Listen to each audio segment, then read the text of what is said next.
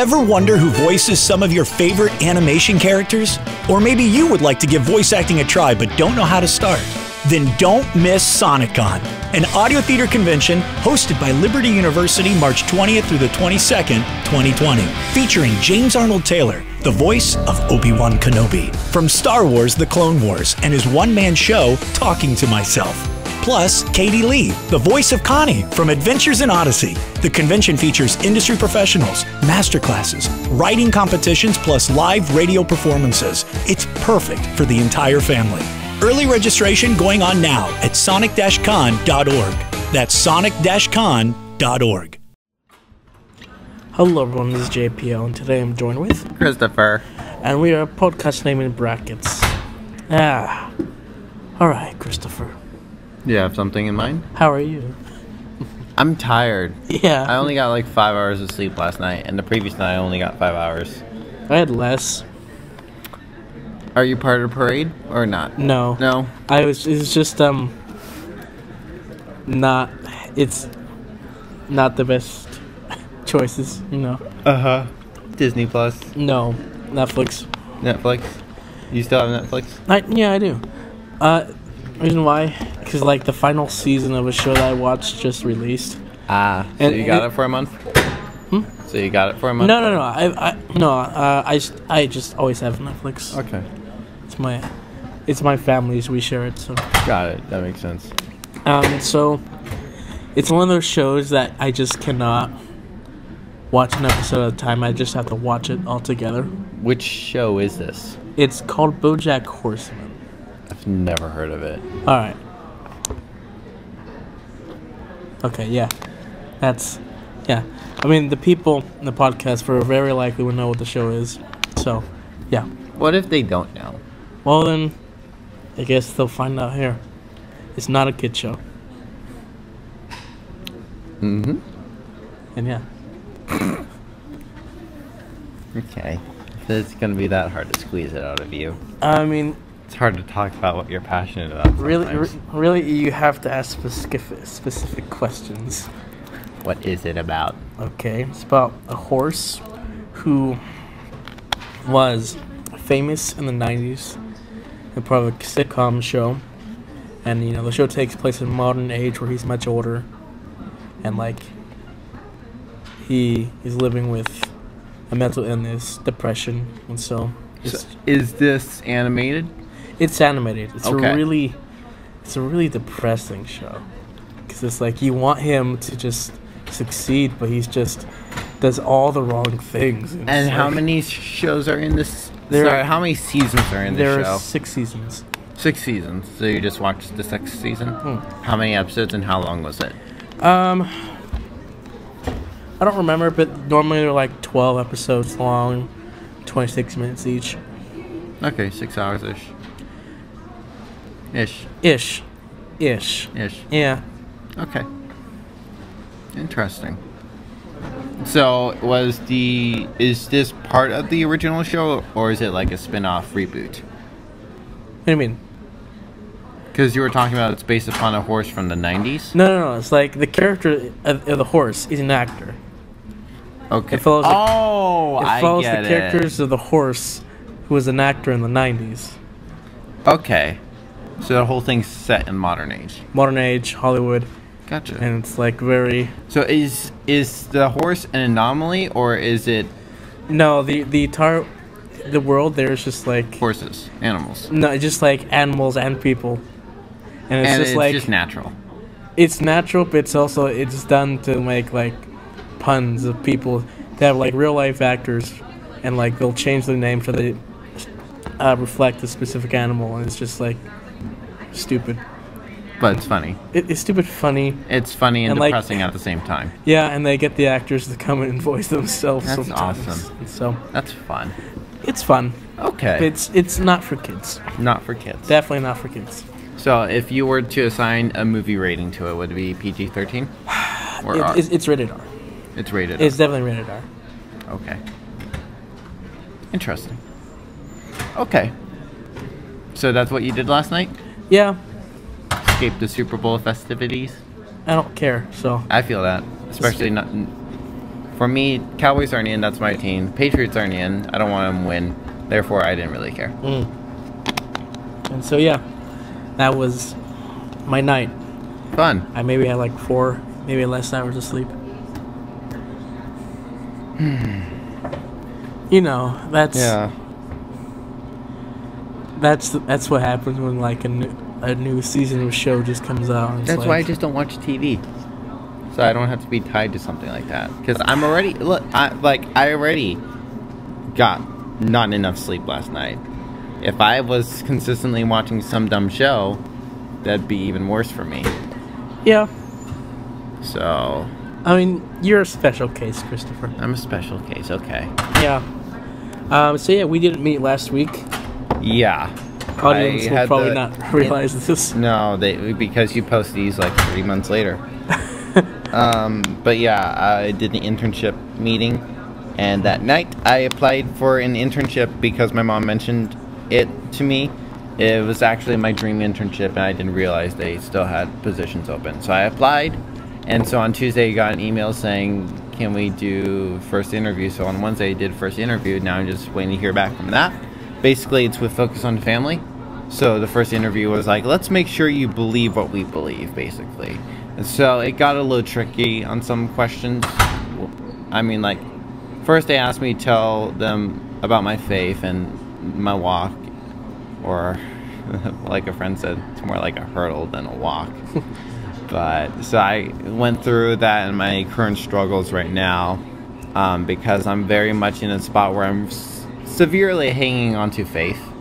I know God is real, I know the Bible is true, but I'm just in a really rough spot right now, where it's like I'm kind of going through a lot of doubt or just questions, and so I'm really hanging on to faith right now.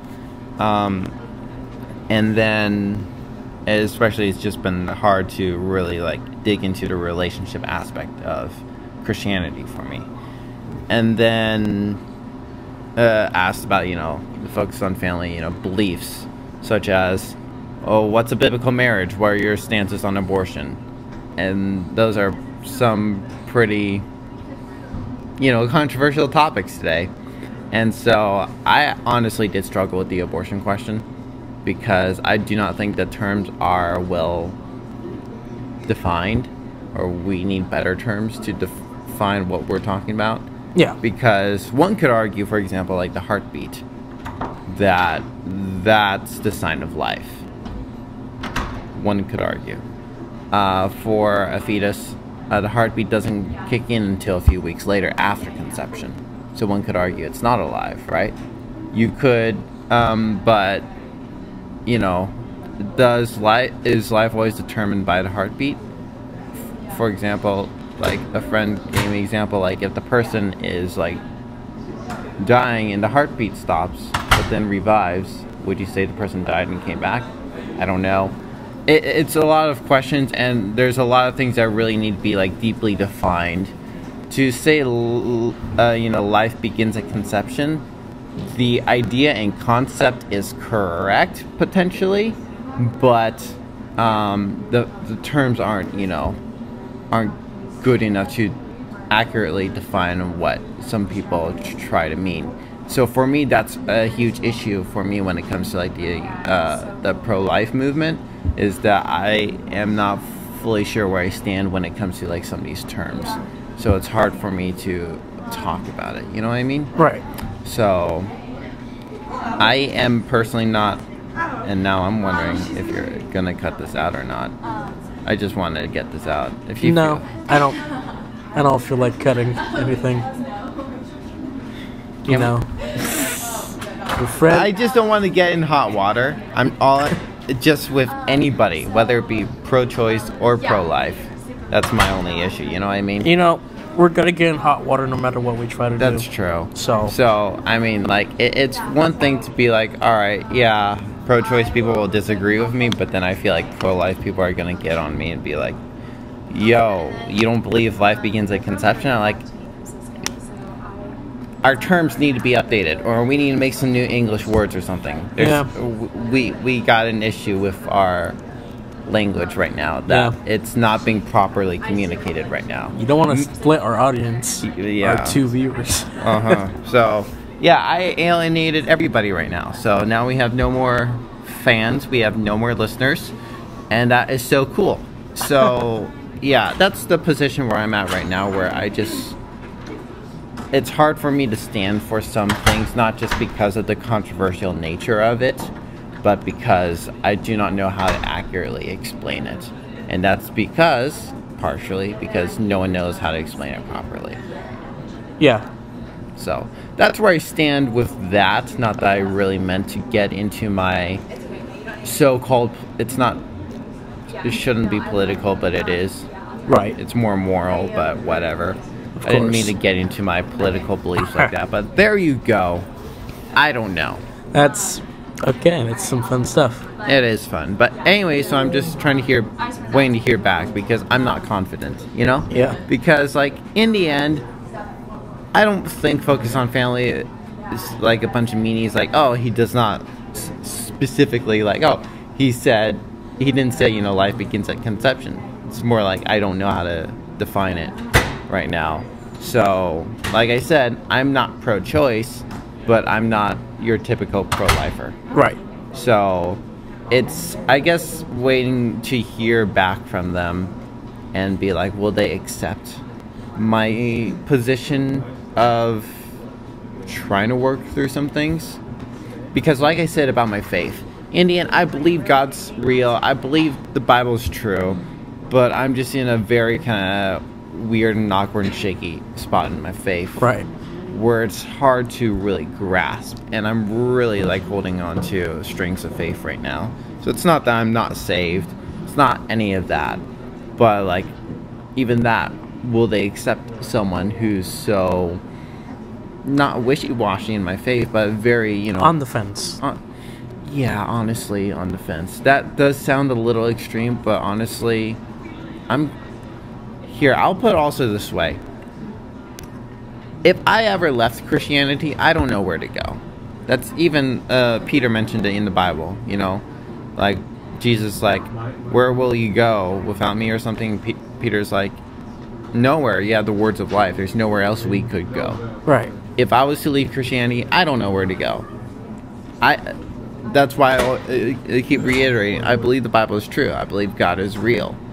But there's just some things, some conflicts within me that I'm still trying to resolve that like I said, I'm holding on to faith. So, it's a very interesting position, you know?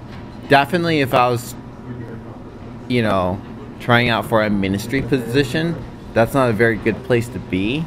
Because I should be strong enough in my faith to lead people. Right.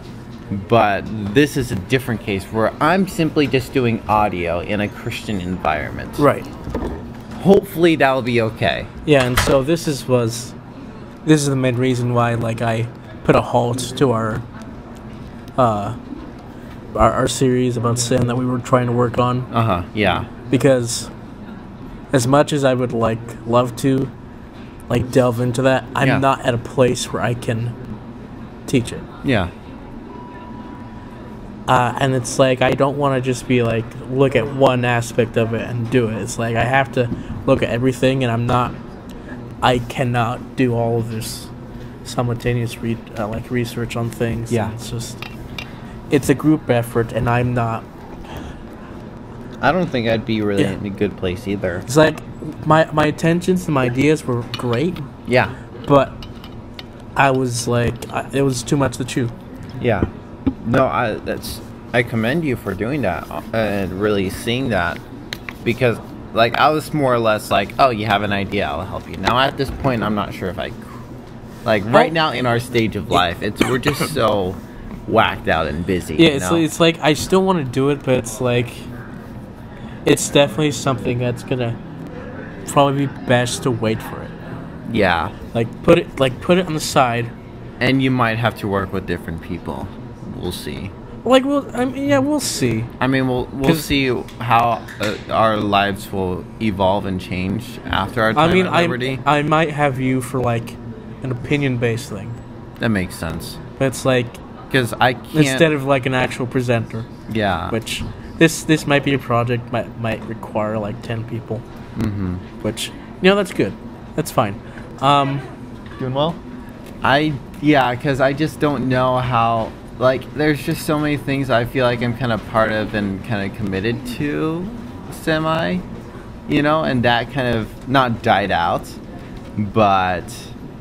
Yeah, and so it's like, also, I don't want to, like, do it and be a hypocrite as well. Exactly. Because it's like, I know that myself, it's like, I could talk about one thing, but I know that this is, like, my biggest struggle, and it's like... Yeah. I admit I am a big hypocrite. Mm-hmm. It's like, I feel that. Yeah, it's because, like, I want people to be at their best, even though I know that I'm not, and I'm teaching them things that I do. And it's like, yeah. No, I understand that. I personally, when it comes to, like, public media, have kind of stepped away about, like, straight up about my faith. Because, like I said, my position of where I am at my faith, but I don't feel like I have that authority almost. Right.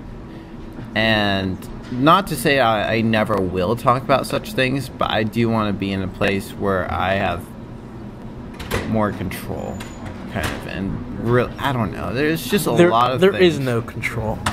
Because, like, I do think it is slightly taken out of context, and I need to do more study on it. But there is the verse about, those who are leaders are held to a higher standard or whatever. I feel like there's some context about the verse that I've thought, but it's not necessarily so. But I never delved into that, and that was years ago when but whatever. Point is, I still, even if I took that verse out of context or not, there's still some sort of standard that someone in a higher position is held to, especially if they are advocates of that. You know what I mean?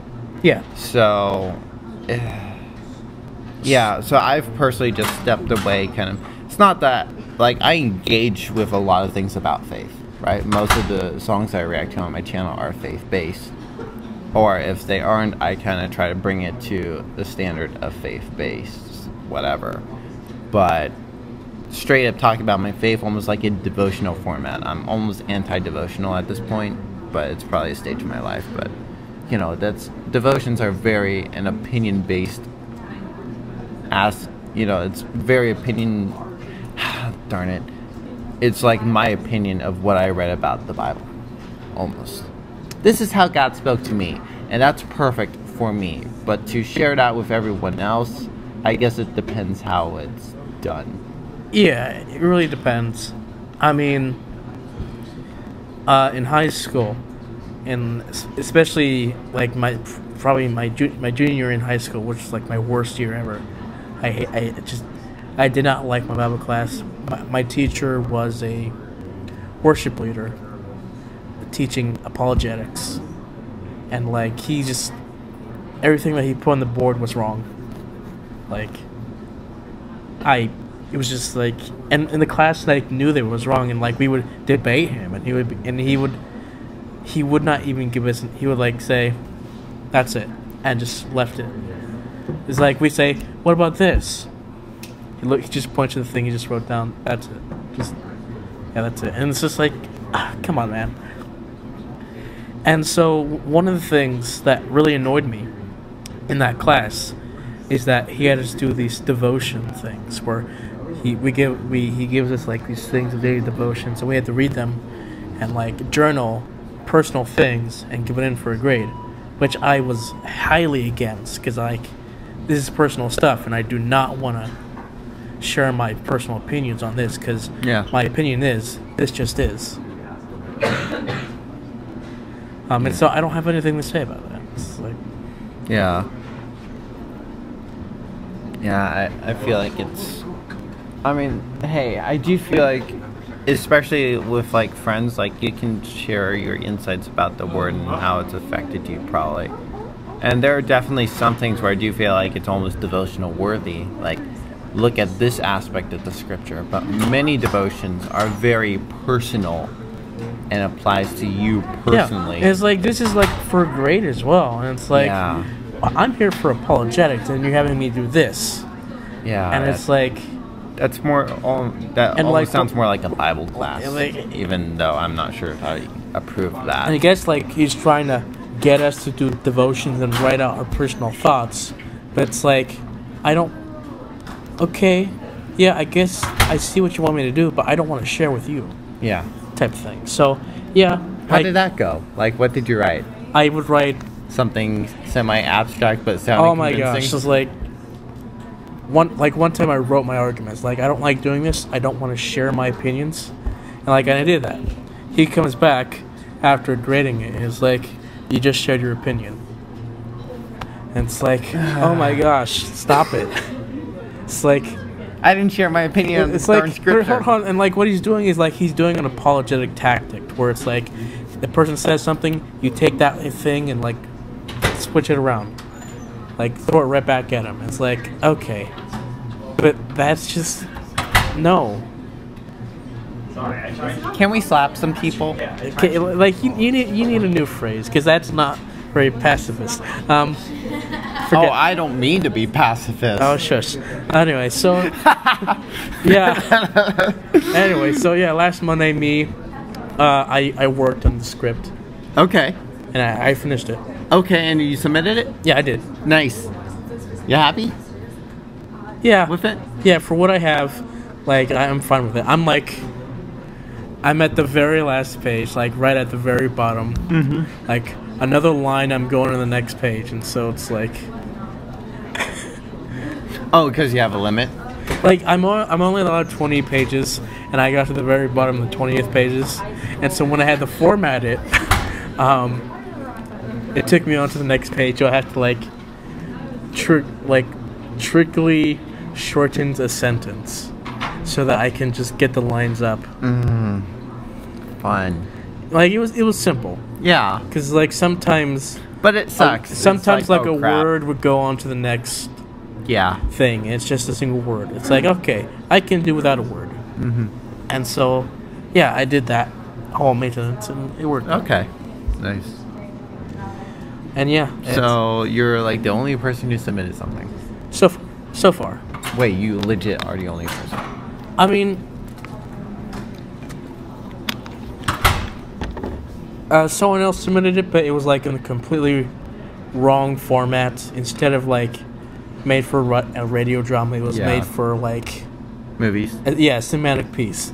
And it's like there's this whole format that we labeled here for you to take a look at, and Fun. just you didn't see. I don't know how you didn't see it. It's a different color than the rest of the page. Look at our winner right here. Because really, seriously, I'm serious. Who else is going to submit something? I mean, I talked to a friend of mine. He's likely going to try and do something. He's on the process of working something, and then I don't know. Maybe Dwight might do something. Okay, point is, not many people. Yeah. Okay, I mean, we got a big campus. Okay. Nelson said we have at least 100 people who signed up. He was hoping for at least 200. I mean, no, here's the thing. 200 is breaking even with how much it costs Right. for everything. Which we hope to get more than that, but Oh, I bet. But But- that's the thing. It's so niche. This whole it's a brand new convention, and I think Nelson like his intentions are good, but I think he's doing too much for a first one. Because how conventions sense. normally start, they start small with about 40 people in a hotel room, and then the next year it gets more and more until they go up in spaces. Yeah. That's how most conventions start. He's like going straight on full vendor halls, panels, voice actors. I mean, hey, it doesn't hurt to bring in a few guests, though. No, it doesn't hurt, but it's like, But that's the big chunk of yeah, everything. for the first time, he's just doing all this, and it's like, we can do it. The school, but honestly, Liberty has the money to Yeah. do it, but it's like, But it's also like the money is given to specific departments. So I mean, I guess maybe if like he ends up losing money on it, probably he can advocate in some way in order to get it fully paid for. But still, I mean, if they lose money, I mean, it doesn't. I mean, we're gonna have to opportunity that we have here. Yeah. And Hey, so, we'll enjoy it for this time when it's here, I guess. yeah, so I hope even if it doesn't happen I hope again. my script gets selected for this show. Right. Yeah, it seems a little overwhelming for something Yeah, so new. I think I'm good enough that I fit the age range. Because, my ambiguity, which after the last podcast, I know I shared you the first page. Yeah. And, we had this discussion about a character Yeah. and whether or not this... And so, anything, you could imagine anything, and it could be. I mean, technically... Technically. Yeah. It's some things... I perceived it in the way that the kid's baseball bat got broken, but really, in reality, it was his TV. Right, sure. But that brings me to kind of a question. Is it good to have content like that? Like what? That's so ambiguous that you can decide anything. I'm not saying it's wrong and it can't happen, but is an abundance of it good? Some things are very clear. Honestly, I'm going to have to show you the script, and we'll just go through it, and, honestly, if you have a certain worldview, you can clearly see some hints and references. If you don't know anything about it, you may not know it, but you might have, an understanding of it. Think of it as C.S. Lewis in Narnia. Mm-hmm. How it's C.S. Lewis and then Tolkien with Lord of the Rings. How they were both Christians and put their faith in their work, but Tolkien and Lewis debated whether or not they should be more very ambiguous about it, where it's you have some of the same aspects or just have it be thematic. And so, yeah, that's kind of how I approached it. That you want more ambiguous than thematic? Both, kind of. They're about the same. It's more Lewis than Tolkien, because Tolkien is just... There's barely anything connected to the original source material. So yeah, that's... Honestly, I just have to show you the script. Because how I'm really thinking about this a lot is music, because that's what I'm more involved with. Yeah. A lot of music these days is just very ambiguous, especially when you get into the Christian rock scene. Oh yeah, and so ambiguity, depending on where you take it, can be good or bad. I guess my issue isn't if ambiguity. Why can't I? Ambiguity. We know the word. Ambiguity. Is it? My question is it good or not? My question is there too much of it?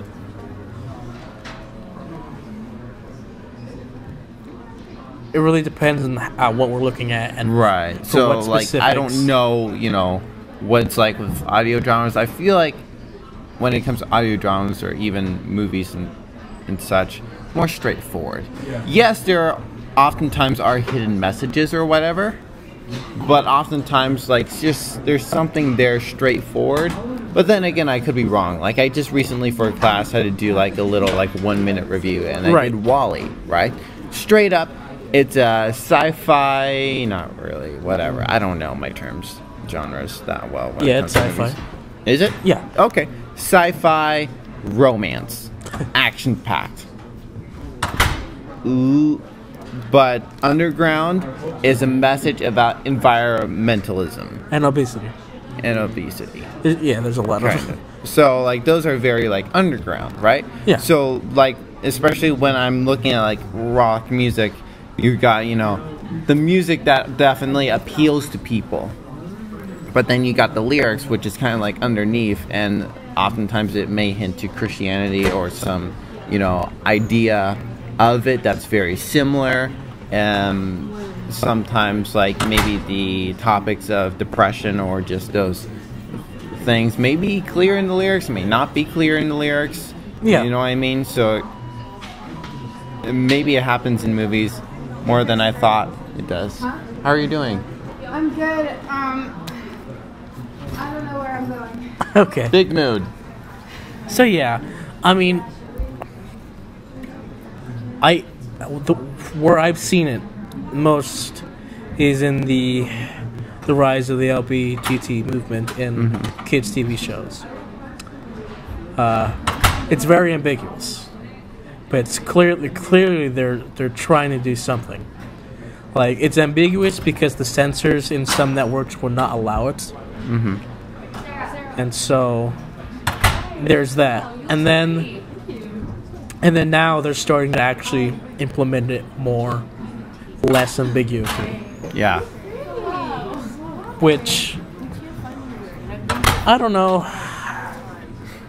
It's ups and downs. I guess one thing I kind of get a little upset about is that we Christians have decided that, okay, we'll be ambiguous to reach a bigger audience. But then you look at the LGBT movement that's being a little more clear with its values and its productions. You see Kanye West transforming into a Christian and being straight out blatant in his music. Yeah. You're just seeing more people and productions or what are being blatant. It's no longer a secret. And the funny thing about Christian media is that it always seems to be a few years behind. That's kind of the saying or joke sometimes.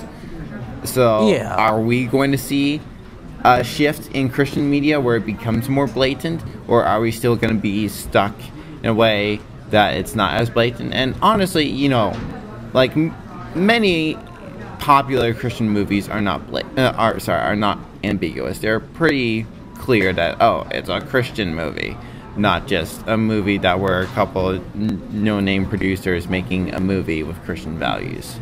And like CCM music is pretty clear that, it's about Jesus or biblical values or biblical ideals, as I honestly like to say, because maybe some people argue it's not biblically accurate, so biblical ideals, just to appease the crowd.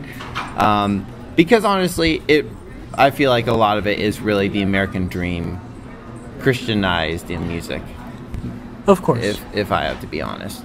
So, but then you got the rock music, which is a little more ambiguous, and I feel like that a lot of that is going to stay the same. Okay. I don't know. It's just a lot to think about. But in the end, am I able to do something? I don't know.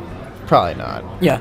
And so my choice of ambiguity is more so for, I guess, censors, because I'm telling this story suitable for 8-year-olds, right? And like I cannot be too blatant. I mean, maybe I could. Nelson might allow it, but I know that some parents are kind of iffy on the subject, and so that's why ambiguity helps in certain manners. So, yeah. One cool thing about your script is the fact that if the parents are willing to discuss things, it can open the door, right? Even though it's ambiguous, if parents are willing to discuss, and not all are, but like it could be like, all right, let's try to introduce this topic. Yeah. Yeah. And it could be a bridge or a stepping stone to help the child understand such a heavy topic. Yes, and so for the script, if this is selected and read up live, I'm somewhat nervous and curious about what the Q&A afterwards is going to be like. And so if people ask me, like, oh, is this a thematic thing? I'm like, do I tell them or do I leave it ambiguous? I guess it also depends when you look at the audience. How many kids are there? Yeah. Is it mostly teens or adults or whatever? Yeah, even then, it's like, I'm not sure if I want to give away. Because it's like, you might have your understanding of the story. I'll be in the back shouting, I know what it is, he told me! So are you gonna be there? So I signed up for SonicCon. Okay. there was supposed to be the registration thing for like the classes or whatever, but I missed that deadline. I am so behind with everything. My brain is like so whacked out. Okay. There's some like text messages that I haven't gotten to that are. Yeah. So weeks Saturday behind. was the SonicCon Media Blitz. Was. Yeah, it was. Okay. I missed that because I was sick all weekend. So I was just in bed. It's like, man, I want to do this thing, but I can't do anything because I'm sick. I didn't even know there was a media blitz. Well, or yeah, they whatever. sent out an email. I didn't get that email. Okay. Well, it must have been like more current people involved with SonicCon. I guess no. I guess they only sent it to the people who are doing the radio drama for this season and working at SonicCon. So I guess that's what they're doing. It's like if I was not sick, I would have like changed my profile, just have this funny comedic thing for SonicCon, because it's like I've already promoted SonicCon through the podcasts, on Twitter, on Facebook, and it's like there's only so many times I can repeat the same thing, and so it's like I haven't promoted it, honestly. you should. I probably should, but at the same time, here's the Here's really the thing. weird You, thing. you could probably just do like a separate video. I'm not going to do a separate video. Okay. That's the thing, because I'll talk about my audience. My YouTube audience is not Liberty. No. It really isn't. So it's really weird for me to promote something that's Lynchburg, Liberty, whatever. Yeah. On my channel like that. If SonicCon sponsors me for a video, I'll take $15. If they give me $15 for a video, I'll take it. I'll have them sponsor the video. Which they're not going to do. Which they're not going to do. But I personally am not going to say, hey, we got this thing coming up. I am not gonna. When it comes to Instagram, most of that audience is Liberty, but it's not very engaging. Honestly, most of my audience on Instagram that engages are outside of Liberty and Lynchburg, if not Virginia. So yeah, when I was looking through Twitter, yes, like searching, like what's the feedback on SonicCon? It's surprisingly negative. Really? Yeah, it's surprisingly negative, and it's like, oh hey, we got this audio theater convention. Oh, but wait, it's in Liberty. Wah wah, type thing, and then of course this whole discussion is like it's this very, very conservative school, and it's like the outside view in Liberty is just like, man. And that I find. Sorry to cut you off. Go ahead, finish off, and then I'll. And so it's just like I saw that. It's like, man, that's sad, because like this is actually a really good deal, and it's like it's like you're judging a book by its cover. It's like for real. And so, it's a presupposition, is what it is. It's like you're basing this off of like one instance of the news saying this. Or just one person from Liberty was a jerk, and that's what you think of the school, and so, which is what some people were like telling other people, which is what their stories was. It was like, oh, that's a shame, but no, that's not what we're like at all. And so, yeah, it's like, man, I want SonicCon to be good. It's like already there are people who want to go to an audio theater convention, but they don't want to go to Liberty. First off, Twitter's always negative. Yeah. Second off, I mean, like, we can't deny that. But second off, my gosh, let me think. Let me collect. I have well-meaning friends. No, I will not quite. I have well-meaning friends, okay? Friends who are probably on the conservative side. Friends who love me. They've never criticized my decision of coming to Liberty. But when I've talked to them about Liberty, it's always been negative. These are people who probably lean conservative and are Christians and wada. Their perception of Liberty is so wonky. And I just am in shock and can't believe it most of the time. And I have to, like, argue with them. I try to stay out of arguments. Well, when it comes to Liberty, I'll argue, because oftentimes Most of these people are seeing so much negative news, like you said, about liberty. And hey, does liberty have its problems? Yes. A lot of problems? Yeah. But it's not the ones that they're saying. Yeah, but freaking there's even if everything about liberty that basically everyone has heard is true, we have so many more positives that outweigh those negatives, in my opinion. Especially when you come down to the culture of the student environment cultivated here. Most of us are really amazing people. Yes, there's always students who come in and have a negative experience. I have several friends who've not had the best experience here. I understand that. I personally have had issues with some people here. But I found many people who actually do care about me. More people at Liberty who care about me than at my church, in fact. And that's sad, I would say. So, but I don't know. I could really just like tell someone like, listen, if you had a banana and you liked it, and all I heard were negative things about it, I could say all I want about a banana, but you actually had the banana, and you could do all you can to convince me that it's actually good. Unfortunately, me as a person, I hate bananas. But that's just for example that, you know, you actually had the banana. I did not have the banana. You could tell me how good a banana is. I have no right or power or whatever, use your word that I can't think of, you know, to criticize such a thing because I do not know. I honestly don't know. All I'm hearing are reports that are negative, and therefore my perception has been negative. But I could be wrong, totally. Fortunately, I'm actually right. Bananas are terrible, but whatever. Okay. Yeah, so that's a thing. That is a thing. Anyway, so Frickin'.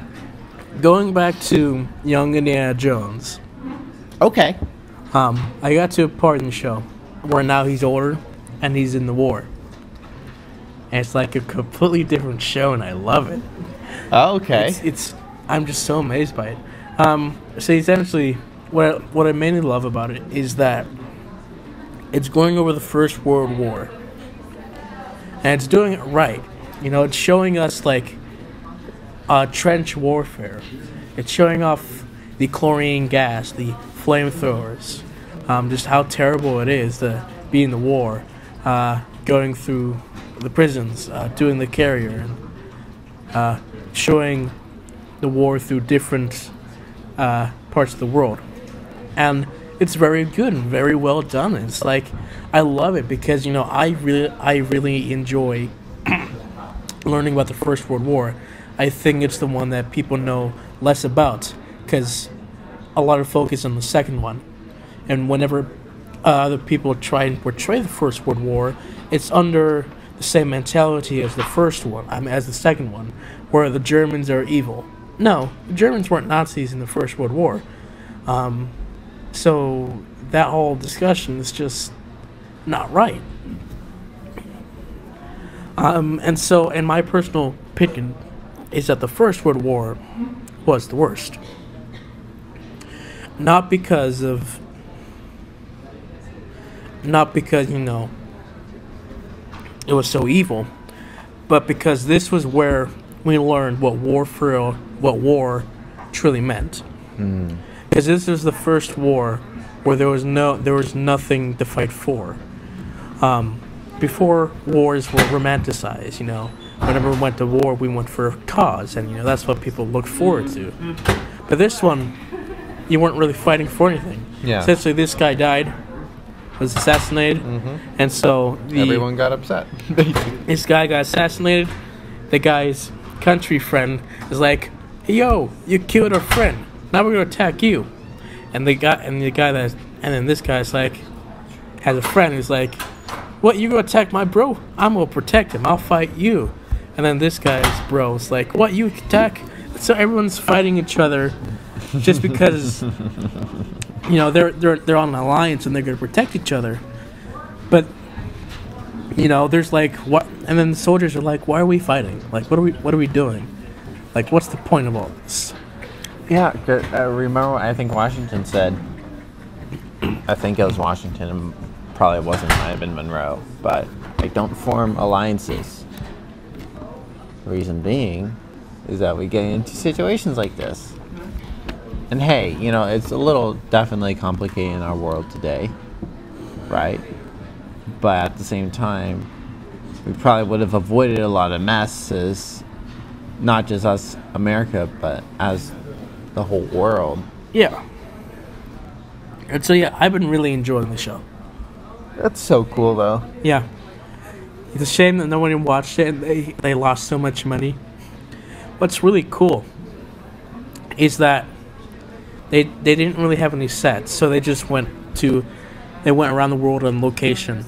And filmed there. Nice. And they spent their money there. Mm-hmm. And like that's a lot. No other TV show would do that nowadays. Like, because it's very like it's not cost efficient. Mm-hmm. And you know, this was a lot of money that they put into this, and so it was worth it because it was a really good show. But nobody watched it, so yeah. Have you ever been to a TV show filming? A TV studio? Not a TV studio, like just a filming. Like professional? Mm-hmm. I don't know. No. Yes, I don't know. I actually kind of just remembered that I did. That our family kind of not necessarily accidentally, but walked into one. It was in Korea, and they were filming one of their historical dramas, and so at a lot of places in Korea are like these historical outdoor museums type. It's almost like if the Washington Monument, but there's many of those. Yeah. Or no, like a colonial house. More like that. If there were more colonial houses around in America, and like every hour or even 30 minutes there was like that random tour stop where you could see an old colonial house. It's kind of like that, and it's like a little village. Yeah. So it was at one of those places, and they were filming a TV show. Yeah, I guess for me it would be like whenever they're filming the news. Mm-hmm. And they're on location, I'd be one of those people just walking in the background looking at the camera. I did that a couple times. Fun. In Paraguay and Ecuador. Good. Were you able to see yourself on TV? No. Like, I never went back and looked. It's just like... Oh, it's for fun. Just this thing. It's like fun. Oh, it's me! I can't believe I made it on TV. No, my dad was the one who was on TV once. Okay. You know, pastor preaching something on TV. At a TV station. Okay. And then I think there was one point where we were at a soccer game and he was on the radio, because there's just guys just going around the audience asking opinions, and he gave an opinion. And so yeah, that's the fun times. That is fun times. All right. Do we have anything else to really talk about? If I really thought about something. Yeah, because. Yeah, because, like, if not, then, you know, I can show you the script. Do you have... Well, I'm sorry. Any more COPPA things or not? Because, like, with... I'll just say on my end... There are no news on COPPA right now, no. Okay. On my end, I've been fine. And also, copyright strikes have gone down. Not that I've posted a lot since last time because of school.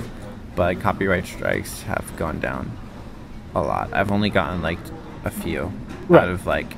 I posted nearly like 20 videos. I'd say like 5 of them got stricken. So, which is significant in my opinion. That it seems like they're kind of cracking down on the, you know, the reaction copyright thing.